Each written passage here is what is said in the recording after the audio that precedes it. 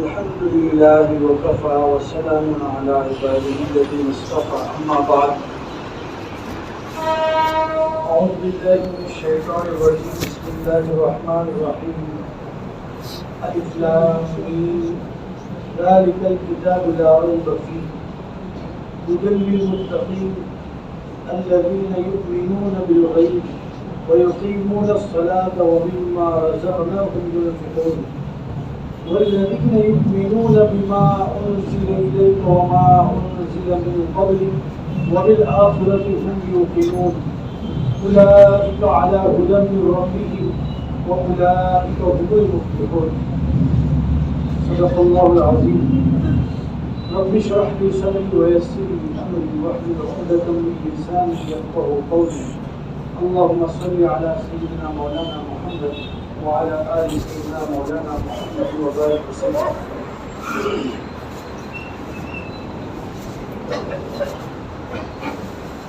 ہماری تفسیر جو چل رہی ہے سورہ بقرہ کی، سب سے پہلے یہ جو آیات پڑھی گئی ہے ان کا ترجمہ اچھی طریقے سے سمجھ لیا جائے، اس کے بعد اس کے ذہن میں باتیں پوچھیں.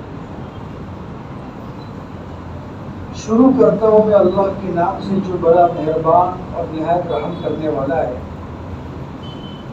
الف لام میم، اس کا معنی سوائے اللہ کی کسی کو معلوم نہیں. وہ کتاب وہ ہے جس میں کوئی شک نہیں، اور یہ متقی لوگوں کے لیے ہدایت ہے. متقی لوگ کون؟ یہ وہ لوگ ہیں جو غیب پر ایمان لاتے ہیں اور نماز قائم کرتے ہیں، اور جو کچھ بھی ہم نے ان کو مال دیا ہے اس میں سے وہ خرچ کرتے ہیں. اور وہ لوگ ہیں جو ایمان لاتے ہیں ان کتابوں پر جو آپ اس شریعت پر جو آپ پر نازل کی گئی، اور ان کتابوں پر بھی جو آپ سے پہلے نازل کی گئی، اور وہ آخرت کے دن پر روز جزا کے بارے میں کامل یقین رکھتے ہیں. اولئک علی ھدی من ربہم، ان کا بدلہ یہ ہے کہ وہ لوگ اپنے رب کی طرف سے ہدایت پر ہیں، اور یہی لوگ کامیاب ہیں. یہ آیت کا میں نے ترجمہ آپ کے سامنے عرض کیا ہے. اب اس کے ذیل میں جو چند باتیں ہیں سمجھنے کی ہے. سب سے پہلی بات تو یہ ہے کہ یہ کتاب یعنی قرآن کریم ہدایت ہے ان لوگوں کے لیے جن کے دل کے اندر کھٹک پیدا ہو گئی ہے کہ مجھے صحیح بننا ہے، مجھے نیک انسان بننا ہے، اللہ کی مرضی کے مطابق جو بندہ ہوتا ہے ویسا بندہ مجھے بننا ہے. متقی کا معنی وہ ہے جس کے دل کے اندر کھٹک پیدا ہو گئی. اور یہ متقی وہ لوگ ہیں جن کے دل میں کھٹک پیدا ہوئی ہے. وہ کون لوگ ہیں؟ ایک دم ہلکی سی بات اللہ پاک نے بتائی ہے. یار بہت زبردست بات ہے. 5 چیزیں بتائی. یہ وہ لوگ ہیں جو غیب کی باتوں پر ایمان لاتے ہیں. سب سے پہلی چیز غیب کی باتوں پر وہ ایمان لاتے ہیں. دوسری چیز یہ نماز قائم کرتے ہیں. نماز پڑھتے نہیں، نماز قائم کرتے ہیں. بتاؤں گا تشریح، ابھی خالی میں صفات بتا رہا ہوں کہ متقی لوگوں کے لیے ہدایت ہے. اور متقی کی 5 صفات: پہلی چیز غیب پر ایمان لاتے ہیں، دوسری چیز نماز کو قائم کرتے ہیں، اور تیسری چیز جو کچھ اللہ پاک نے ان کو رزق دیا ہے اس میں سے وہ خرچ کرتے ہیں، اور چوتھی چیز جو کتاب آپ پر نازل ہوئی اور جو پہلے انبیاء پر نازل ہوئی علیہ السلام اس پر وہ ایمان لاتے ہیں، اور پانچویں چیز آخرت کے دن کا کامل یقین کرتے ہیں. یہ 5 صفتیں بتائی. گویا یہ 5 صفت جن کے اندر ہوئی آسانی سے یاد ہو سکتی ہے نا. کیا ہے؟ اختیار بھی کر سکتے ہیں. یاد تو رکھنا ہی رکھنا ہے. ان صفات کو ہم اختیار بھی کر سکتے ہیں. غیب پر ایمان لانا، نماز قائم کرنا، اپنے مال میں سے اللہ کے لیے خرچ کرنا، اور پچھلی کتابوں پر اور آپ کے اوپر جو کتاب نازل ہوئی ہے اس کے اوپر ایمان لانا، اور پانچویں چیز آخرت کے اوپر ایمان لانا۔ ان کا بدلہ اللہ پر فرماتے ہیں، یہ لوگ ہدایت پر، ہدایت کی راہ پر چل پڑے اور یہی لوگ کامیاب ہیں۔ یہ میں نے آپ کے سامنے پوری آیت کا ترجمہ اور موٹا موٹا مفہوم میں نے آپ کے سامنے عرض کیا۔ اب ذرا سمجھنے کی چیز ہے کہ سب سے پہلی چیز کیا بتائی تھی؟ غیب پر ایمان لانا۔ اس کو گزشتہ ہفتے کھول کے آپ کے سامنے عرض کر دیا تھا کہ غیب پر ایمان لانا یعنی ایسے ایمان لانا گویا ہم آنکھ سے کسی چیز کو دیکھ رہے ہیں۔ بعض مفسرین نے یہ بتایا کہ اس طریقے سے ایمان لاوے گویا کہ آنکھ سے دیکھ رہے ہو، آنکھ سے دیکھتے ہو تو کتنا یقین ہوتا ہے، ویسا یقین ایمان بالغیب کے اوپر ہونا چاہیے۔ تو مولانا ایسا یقین کیسے پیدا ہوگا؟ یہ تو بہت بڑی بات ہے۔ یقین مرحلے کے ساتھ بڑھتا رہتا ہے۔ پہلے دل کے اندر یہ بات تو ہو کہ مجھے ویسا ایمان لانا ہے جیسا کہ میں اپنی آنکھوں سے اس کو دیکھ رہا ہوں۔ پہلی چیز تو یہ ہوگی۔ دوسری چیز اقامت صلاۃ۔ میرے بھائیوں، نماز قائم کرنا، نماز کے متعلق قرآن کریم کے اندر اللہ پاک نے ایک نہیں، دو نہیں، تین نہیں، 62 مرتبہ حکم دیا ہے۔ کتنی مرتبہ؟ 62 مرتبہ، 62۔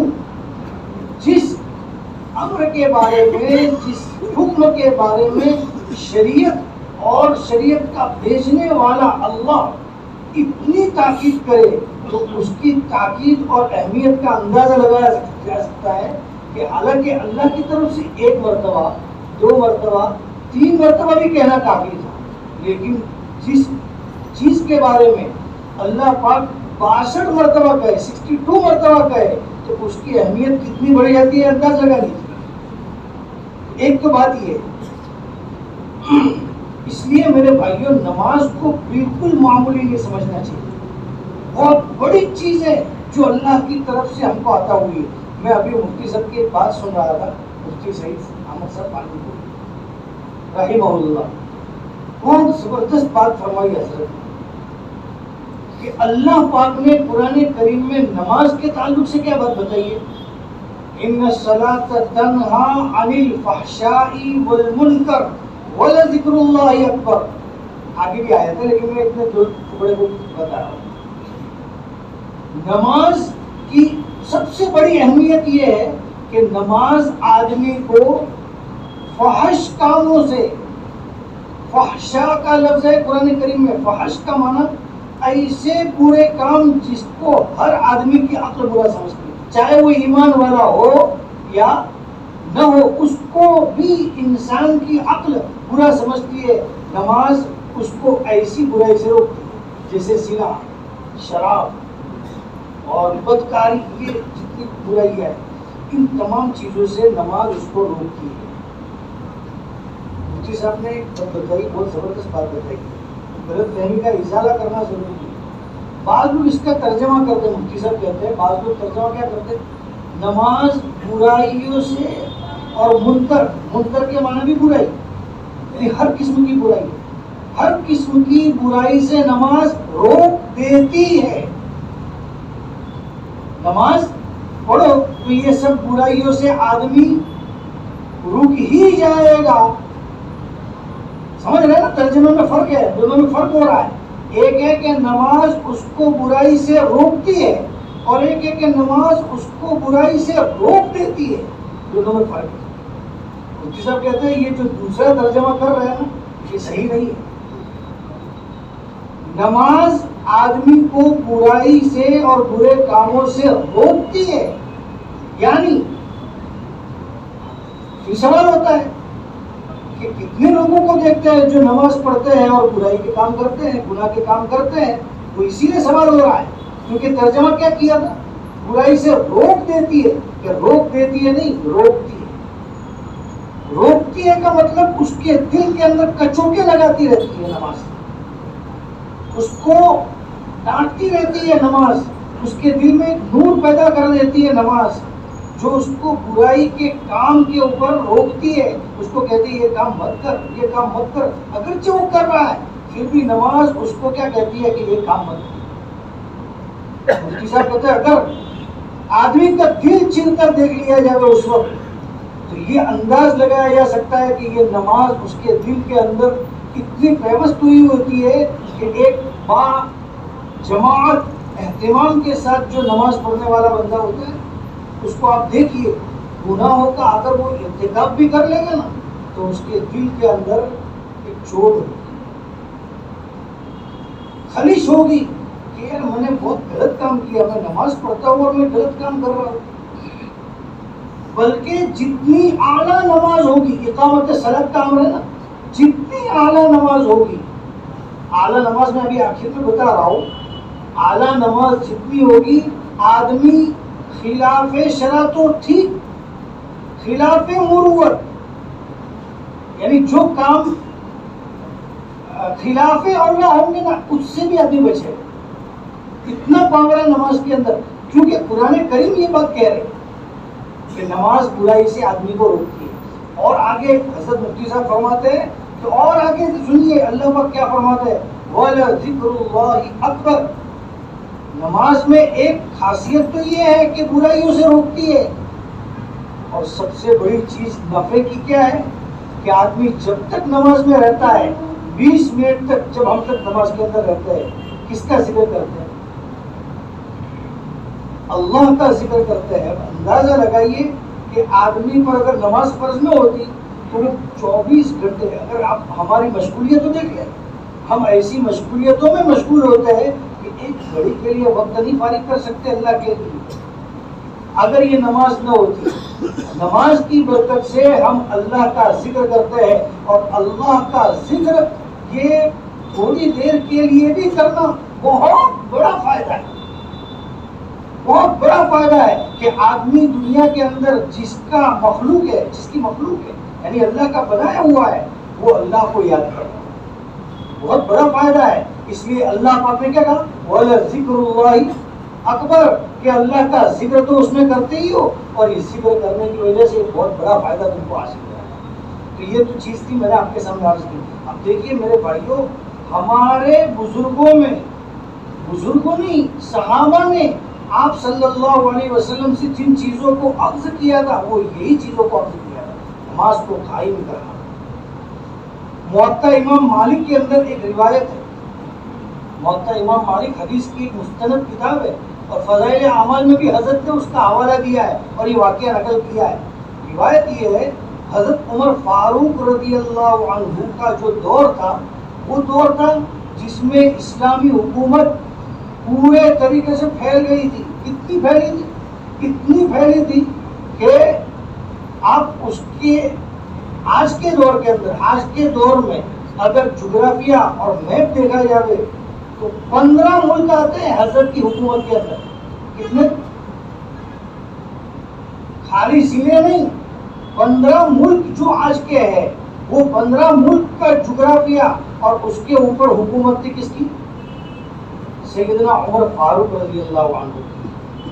حضرت عمر فاروق رضی اللہ عنہ اتنے بڑے امیر، اور ان کا عدل و انصاف تو مشہور تھا، سب جانتے ہیں کتنے بڑے انصاف کرتے۔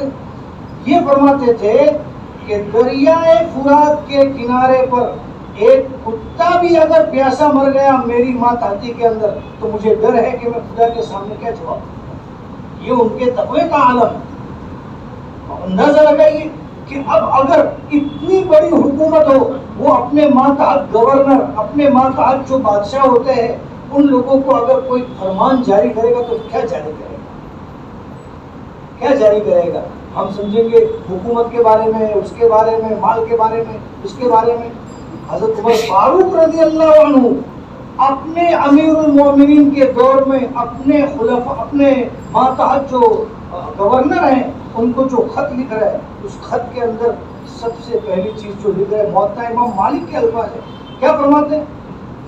فرماتے ہیں ان اہم امرکم عندی الصلاۃ، تمہارے معاملے میں میرے نزدیک سب سے زیادہ محترم بشان چیز، ٹیکس نہیں، مال نہیں، کتنے علاقوں پر تم نے قبضہ کیا یہ نہیں، اہم چیز میرے نزدیک نماز ہے.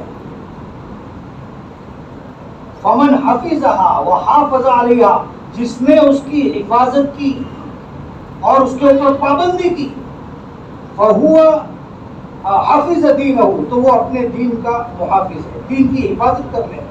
اور جب وہ دین کی حفاظت کر لے گا تو اس کے ماتحت کے اندر جملہ احکام، جتنے بھی شریعت کے احکام ہیں وہ نافذ صحیح طریقے سے ہوں گے، عدل و انصاف کے ساتھ. ومن ضیعها، اور جس نے اس نماز کو ضائع کیا، فهو لما سواها اضیع، جب وہ نماز کو ضائع کرنے والا ہے تو اس کے علاوہ جتنے شریعت کے احکام ہیں اس کو تو بدرجہ اولا ضائع کرے. ضائع کرنے کا مطلب کیا ہے؟ اس کے دو مطلب ہے، ایک تو یہ کہ نماز ہی نہ پڑھنا، ایک تو مطلب یہ ہے، دوسرا مطلب یہ ہے اس کو ٹال دینا، بعد میں پڑھیں گے، قضا کر کے پڑھ لیں گے، بغیر جماعت کے پڑھ لیں گے. یہ حضرت فرماتے ہیں، حضرت عمر رضی اللہ عنہ کو تو جانتے ہیں نا، کیسی شخصیت تھی.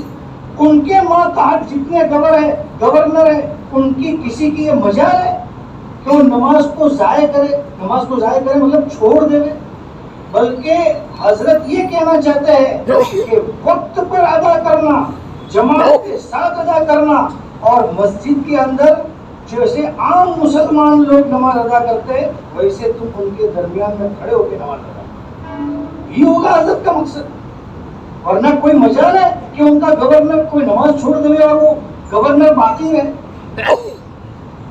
یہ اندازہ لگائیے، حضرت عمر فاروق رضی اللہ عنہ اتنے بڑے امیر المومنین ہو کے اپنے ماتحت گورنروں کو یہ حکم دے رہے ہیں. اسی سے اندازہ لگائیے کہ نماز کتنی بڑی دولت ہے جو اللہ پاک نے مجھے، آپ کو، ہم سب کو عطا فرمائی ہے. اب ہم اپنا جائزہ لے کہ ہم نماز کے بارے میں کتنے غفلت کے اندر.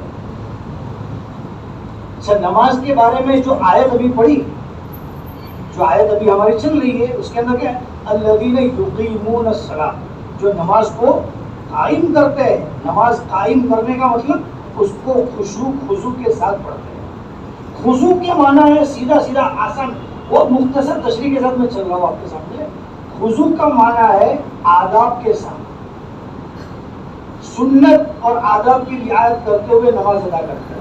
اور خشوع کا مطلب ہے دل کے اندر بھی اللہ کی طرف متوجہ، اس طریقے سے نماز کو ادا کرتے ہیں. حضرت مفتی تقی صاحب دامت برکاتہم نے اپنے والد صاحب کا ایک واقعہ لکھا ہے. فرماتے ہیں مفتی شفیع احمد صاحب، مفتی شفیع صاحب کا جو ہمارے پڑوس کے بڑے مفتی گزرے ہیں، مفتی تقی صاحب کے والد صاحب مفتی اعظم پاکستان، ان کے بارے میں لکھا ہے کہ میرے والد صاحب ایک مرتبہ فرمانے لگے کہ میں پورے دن قرآن، حدیث، فقہ پڑھاتا ہوں.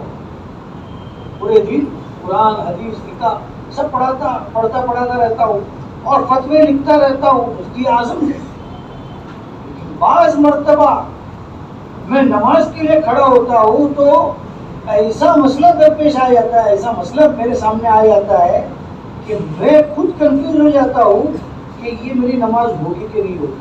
تو نماز کے بعد میں کتاب کھول کے وہ مسئلہ دیکھتا ہوں اور اس کے بعد میں فیصلہ کرتا ہوں میری نماز ہوگی کہ نہیں. یہ 60 سال تک دین کی خدمت کیے اور اس کے باوجود اپنی نماز کے بارے میں کتنے فکر مند ہیں. میرے بھائیوں، ہم سب فکر مند ہو جاتے ہیں، اپنی نماز کے بارے میں فکر مند ہو جاتے ہیں. ہم نماز پڑھے نہیں، نماز قائم کرے، نماز قائم کرے. جو یہ ہدایت کے راستے پر آنے والے جو لوگ ہیں نا، ان کی جو صفات بتائی جا رہی ہے. اسی لیے دیکھیے ایک واقعہ آپ کے سامنے بتاتا ہوں. صحابہ کرام میں سے ایک صحابی، آپ مشہور روایت ہے، ہم مدرسے میں پڑھاتے اس کو. ایک صحابی آئے، آپ صلی اللہ علیہ وسلم مسجد میں تشریف فرما تھے، صحابہ کے ساتھ آئے، جلدی سے 2 رکعت پڑھی انہوں نے. اور وہ 2 رکعت کیسے پڑھی؟ بغیر تعبیر ارکان کے، ایسے جلدی پڑھ لی انہوں نے. نئے صحابی، نوجوان صحابی تھے. اب آئے کہ حضور تشریف فرمائے، آپ کی خدمت میں آ کے السلام علیکم یا رسول اللہ، یا رسول اللہ آپ کو سلام. آپ علیہ السلام نے فرمایا وعلیکم السلام قم فصلی فإنک لم تصلی. بہت مشہور چیز ہے. کھڑے ہو جاؤ, نماز پڑھو. پھر سے تم نے نماز نہیں پڑھی ہے, حالانکہ نماز پڑھ کے آ رہے ہیں, لیکن آپ صلی اللہ علیہ وسلم کیا فرما رہے ہیں, واپس جاؤ نماز پڑھو, تم نے نماز نہیں پڑھی. اچھا وہ صحابی بھی بہت سادہ دل تھے, ہماری طرح حجت باز تو نہیں تھے. حضرت بتائیے کیا مسئلہ ہوا, کیا وجہ سے میری نماز نہیں ہوئی. فوراً کھڑے ہو گئے اور جا کے جیسے پہلے پڑھی تھی ویسے ہی پڑھ کے واپس آئے. جیسے کہا السلام علیکم. وعلیکم السلام. ہمیں فرمایا قم فصلی فإنک لم تصلی, واپس جاؤ نماز پڑھو, تمہاری نماز نہیں.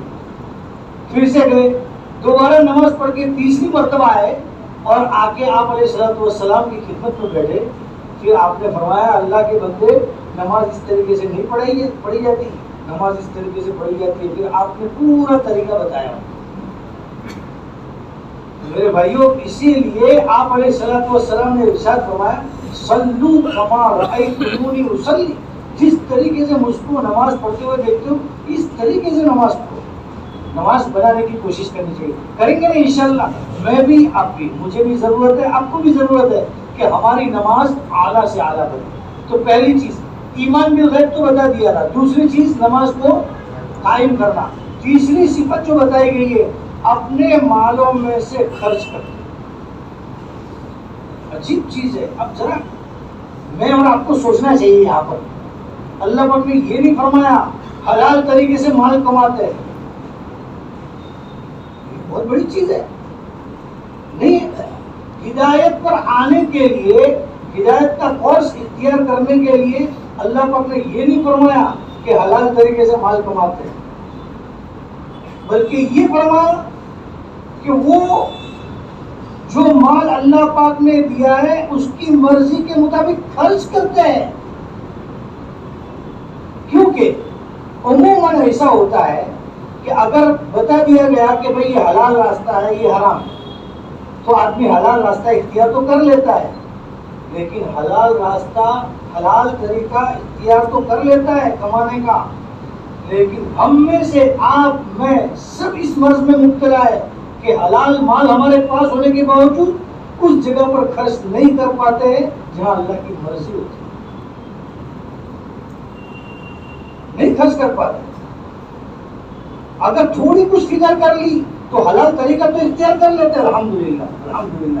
مفتی صاحب سے مسئلہ بھی پوچھ لیتے ہیں, مسئلہ مفتی صاحب بتا بھی دیتے ہیں اور اختیار کر بھی لیتے ہیں, لیکن جہاں خرچ کرنے کا مسئلہ آتا ہے وہاں ہم نہ مفتی صاحب کو پوچھتے ہیں نہ کسی کو پوچھتے ہیں. سنتے کس کی ہے, اپنے دل کی, اور وہاں خرچ کرتے ہیں جہاں اپنا خواہشات, جہاں اپنی مرضی ہوتی ہے.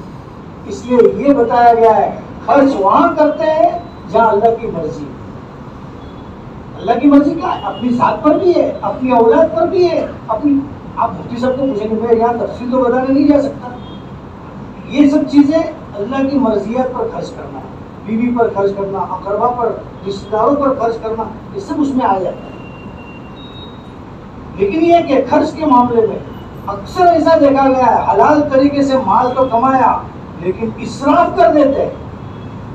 کبھی ایسا ہوتا ہے تبذیر, یعنی اسراف سے بھی آگے بڑھ جاتے ہیں اور وہاں جا کے مال کو خرچ کر ڈالتے ہیں. تو میرے بھائیوں دوستوں بزرگوں, اس سے اپنے آپ کو بچانے کی ضرورت ہے کہ مال حلال طریقے سے کماوے اور ایسی جگہ پر خرچ کرے جہاں خرچ کرنے سے اللہ راضی ہو. اس کا اہتمام کریں. ٹھیک ہے, 3 صفتیں ہوئی, یاد رہی, ایمان بالغیب, نماز قائم کرنا, اور جو مال اللہ پاک نے دیا ہے اس کی اچھی جگہ پر اس کو خرچ کرنا. اب ذرا ایک بات اور سمجھ لے, ہم لوگ اگر کھانا, اچھا کھانا رکھا ہو, اچھا کھانا حلال ایک دم پیور اچھے, مطلب مان لو دلی دربار یا کوئی بڑے کیٹرس والے نے اس کو بنایا ہے, اگر اس کو اس کی مقدار سے زیادہ کھا لیں گے تو وہ اثر کرتا ہے کہ نہیں, بد ہضمی ہوتی ہے یا بیمار ہو جاتا ہے. اور اگر اور آگے بڑھ گئے, گلے سے بھی اوپر تک کھا لیا تو خدا نہ خواستہ اٹیک بھی آ سکتا ہے. حفاظت فرمائے. ایسا جب غلط طریقے سے ان سب چیزوں کو اختیار کرنے کی وجہ سے آدمی کے بدن میں جب فساد آتا ہے تو میرے بھائیوں غلط طریقے سے مال کو خرچ کریں گے تو کیا آدمی کے روح کے اوپر اس کا اثر نہیں پڑے گا؟ اثر پڑتا ہے. اسی لیے منع فرمایا گیا کہ اس طریقے سے مال خرچ نہ کرے. اللہ ہم سب کی حفاظت فرمائے. 3 باتیں ہوئی. چوتھی چیز جو آسان ہے وہ کیا ہے؟ پچھلی کتابوں پر اور آپ صلی اللہ علیہ وسلم کی شریعت پر یقین رکھتے، ایمان لاتے. تو آسان ہے. ہم تو الحمدللہ قرآن پر بھی ایمان لاتے ہیں، توریت، زبور، انجیل اور جو دوسری کتابیں آسمان کی پر سے نازل ہوئی ہے اللہ کی طرف سے، ان سب پر ہمارا ایمان ہے. یہ تو بہت آسان ہے. 4 صفتیں ہوئی. 5ویں صفت جو ہے وہ سمجھ لیجیے. 5ویں صفت کے اندر اللہ پاک نے عجیب لفظ اختیار فرمایا ہے، وَبِالْآخِرَةِ هُمْ یوقنون. آخرت کے اوپر ان کا یقین ہے، ایمان نہیں. لفظ ایمان نہیں فرمایا یہاں پر. یہاں پر کیا فرمایا؟ یقین ہے. دیکھو اپوزٹ سے کوئی چیز کی اپوزٹ ہوتی ہے نا، اس سے بات سمجھ میں آتی ہے. رات ہے، اس کا اپوزٹ کیا ہے؟ دین ہے. ضد جو ہے نا وہ دین ہے. ایمان کی ضد جھوٹ ہے، جھٹلانا. کوئی آدمی جھٹلا ہوئے تو وہ بے ایمان ہے. جو ایمان نہ ہے وہ جھوٹ نہیں ہے. سمجھ رہے نا؟ یقین کی ضد شک ہے. یقین کی ضد شک ہے. آخرت کے بارے میں اس کو ذرہ برابر شک نہیں ہے بلکہ یقین ہے. ایسا یقین ہے جس طریقے سے میں نے ابھی بتایا کہ گویا اپنی آنکھوں سے دیکھ رہے. وہ گزشتہ ہفتے جو روایت بیان کی تھی نا حارث کی، انہوں نے کیا کہا تھا کہ میں عرش کو دیکھ رہا ہوں، میں جنت کو دیکھ رہا ہوں، میں جہنم کو دیکھ رہا ہوں. ایسا یقین. آپ بولیں گے مولانا آپ بہت اوپر کی بات نہیں کریں. میرے بھائیوں، اوپر کی بات تو یہ صحابہ کی بات تھی. ہم تھوڑا کچھ تو فکر میں آوے. ہم اپنے بارے میں فکر میں تو آوے کہ ہم کو اس معیار پر پہنچنا ہے. اگرچہ ہم ابھی نیچے ہیں، کوشش کریں گے، اللہ سے مانگیں گے تو اللہ رب العزت اس معیار تک نہ صحیح تو اس معیار کے چاہنے والوں میں تو ہمارا حاصل فرمائے اور انشاءاللہ اس کی وجہ سے ہدایت ملے گی. تو یہ 5 چیزیں ہوگی. سمجھ گئے نا میرے بھائیوں؟ یہ آخری بات جو ہے نا، ایمان، یقین کس کے اوپر؟ آخرت کے اوپر. انقلابی عقیدہ ہے، بہت زبردست عقیدہ ہے. جس بندے کو نے خدا کو نہیں دیکھا، جس نے محمد الرسول اللہ صلی اللہ علیہ وسلم کی پیاری ذات کو نہیں دیکھا، اگر ہم حضور کو دیکھ لیتے نا تو ہم تو ڈائریکٹ ایمان لاتے اور مر ملتے. سب کا جذبہ ہے کہ نہیں ایسا؟ ہاں بے شک ہمارا جذبہ ہے، لیکن نہ ہم نے حضور کو دیکھا، نہ ہم نے اللہ کو دیکھا، تو ہمارے پاس ذریعہ ہے تو کیا چاہیے؟ یہ آخرت کا کہ ہمیں اللہ کے سامنے حاضر ہونا ہے. یہ یقین. جب یہ یقین کی طاقت جب بڑھتی ہے نا تو اس کے بعد آدمی کی زندگی میں تبدیلی آتی. صحابہ کی آپ زندگی اٹھا کے دیکھ لو، میں بتانا نہیں چاہتا، وقتاً فوقتاً ایسے واقعات آئیں گے. تو یہ 5 صفت ہے. آسان سمجھ گئے نا؟ ہے پر ایمان لانا، نماز قائم کرنا، اللہ کے دیے ہوئے رزق میں سے خرچ کرنا وہاں پر جہاں اللہ کی مرضی ہو، اور آخرت اور سب نبیوں کی کتابوں پر ایمان لانا، اور 5ویں چیز ہے آخرت پر ایمان لانا. اب اس کا جو نتیجہ بتا رہے اللہ پاک، بڑا زبردست نتیجہ ہے. اللہ پاک کیا فرماتے ہیں؟ اولئک علی ھدی من ربہم. یہ لوگ ہدایت پر ہیں اور یہی لوگ کامیاب ہیں. دیکھو عمل کرنے کے بعد جو نتیجہ بتایا جا رہا ہے وہ 2 نتیجے بتائے جا رہے ہیں. کیا نتیجے؟ ایک تو وہ ہدایت پر ہے اور ایک دوسرا وہ کامیاب ہے. دوسرا جو بتایا نا وہ کامیاب ہے، یعنی آخرت بھی سنور گئی، دنیا بھی سنور گئی. یہ تو سمجھ میں آنے والی بات ہے کہ یہ سنورا ہے، یہ نتیجہ ہے، یہ تو سمجھ میں آنے والی بات ہے. لیکن یہ لوگ ہدایت پر ہے، یہ بدلہ کیسے ہو سکتا ہے؟ سمجھ رہے؟ سوال سمجھ رہے آپ میری بات کا؟ کہ بھئی آپ کو یہ مل جائے گا، آپ کو جنت ملے گی، آپ کو یہ ملے گا، یہ تو بدلہ سمجھ میں آنے والی چیز ہے. لیکن یہ 5 عمل کرنے والے لوگ ہدایت کے راستے پر ہے، اس کو بدلے کے طور پر بتایا. یہ بدلہ کیسے ہے؟ حضرت تھانوی رحمۃ اللہ علیہ نے اس کا بہترین مطلب بتایا ہے. اس کو سمجھیے، اس کے بعد بات ختم کر دیں گے انشاءاللہ.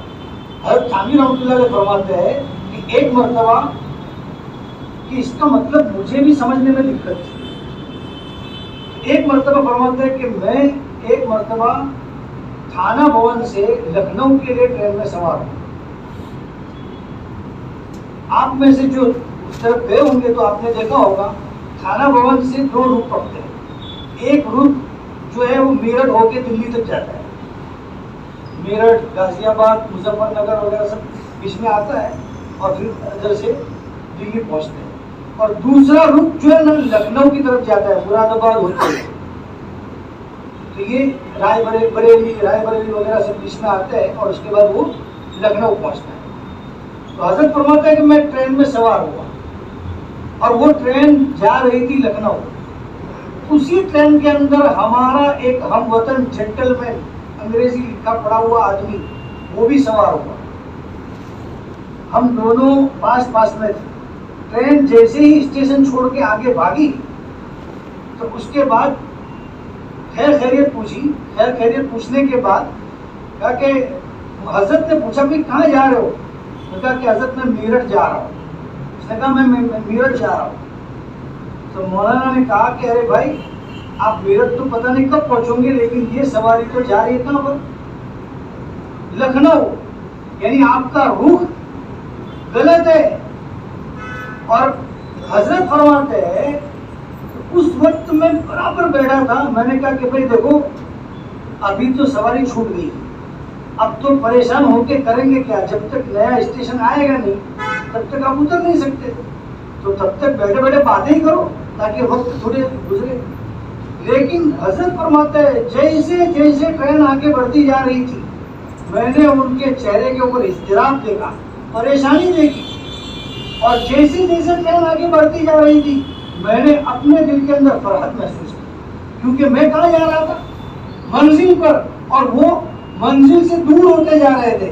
तब मेरे को पता चला उलाइका अला हुदम मिन रब्बिहिम का मतलब कि आदमी हिदायत पर हो तो गोया वो मंजिल की तरफ जा रहा है, और जो हिदायत पर नहीं है वो मंजिल से दूर होता जा रहा है। अब बताइए कितनी बड़ी फजीलत है हम ईमान वालों के लिए। अब तो जम जाना चाहिए ईमान पर, आमाल के ऊपर, कि अल्लाह पाक ये फरमा रहे ये 5 अकीदे अल्हम्दुलिल्लाह हम में से हर एक के पास है। हम टेप पर ईमान भी लाए हैं, अल्हम्दुलिल्लाह नमाज जैसी भी है पढ़ रहे टूटी फूटी, लेकिन अल्लाह को याद कर रहे हैं। और अपने माल में से थोड़ी कुछ भी उसूलियत के साथ अल्लाह के राह में खर्च भी करते हैं। पिछली किताबों पर ईमान भी लाए हैं, आखिरत के ऊपर भी हमारा ईमान है। तो अब अंदाजा लगाइए, ये बशारत है इस बात पर कि आप सीधे रास्ते पर है। अब मत घबराइए, बस इसके ऊपर जमे रहिए, इंशाअल्लाह तुम क्या होंगे? कामयाब होंगे। उलाइका अला हुदम मिन रब्बिहिम व उलाइका हुमुल मुफ्लिहून, यही लोग कामयाब है। और कामयाबी क्या है मेरे भाइयों? कामयाबी है कि ये सहाबा की जिंदगी में उठाकर देखिए, जितना उनके ईमान का मेयार बुलंद होता था ना, उतने ही दुनिया के हालात से घबराहट उनको होती ही नहीं, कभी नहीं हुई है उनको। हजारों का लश्कर सामने आ गया, या हजारों माली परेशानी आ गई, या हजारों घर की परेशानी आ गई, कभी उनके दिल के अंदर इस्तिराब पाया ही नहीं गया। इसीलिए उलाइका अला हुदम मिन रब्बिहिम। अल्लाह हम सबको ये बहुत बड़ी दौलत हम सबको भी अता फरमाए कि हम सिराते मुस्तकीम पर आ जाए। हिदायत बहुत बड़ी ज़रूरत है, और ये हिदायत अगर हमको मिल गई तो इससे बड़ी कामयाबी क्या है? अब समझ में आ गया ना कि हिदायत बहुत बड़ा बदला है, दुनिया में ही बदला है, और आखिरत के अंदर तो हमेशा हमेशा की कामयाबी है। अल्लाह हम सबको इन सब बातों पर अमल की तौफीक अता फरमाए। अल्लाहु ला इलाहा इल्ला हुवल हय्युल क़य्यूम अल्लाहु नूरुस समावाति वल अर्द अल्लाहुम्मा सल्लि अला सय्यिदिना मौलाना मुहम्मद व अला आलि सय्यिदिना मौलाना मुहम्मद व बारिक वसल्लम। ये अल्लाह हम गुनहगार है, खताकार है, सियाकार है, इकरारी मुजरिम है। हम सब के छोटे बड़े तमाम गुनाहों को माफ फरमा, अपने फजल और करम से माफ फरमा।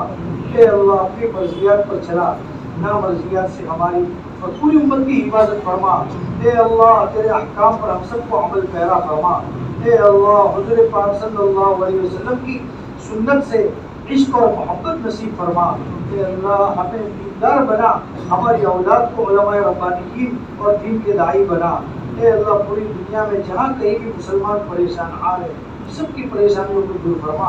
हमारे मुल्क के हालात को दुरुस्त फरमा, हमारे मुल्क के अंदर चैन, अमन, सुकून, इत्मीनान नसीब फरमा। हे अल्लाह परेशानियों को ख़त्म फरमा। हे अल्लाह हुक्काम को हिदायत अता फरमा।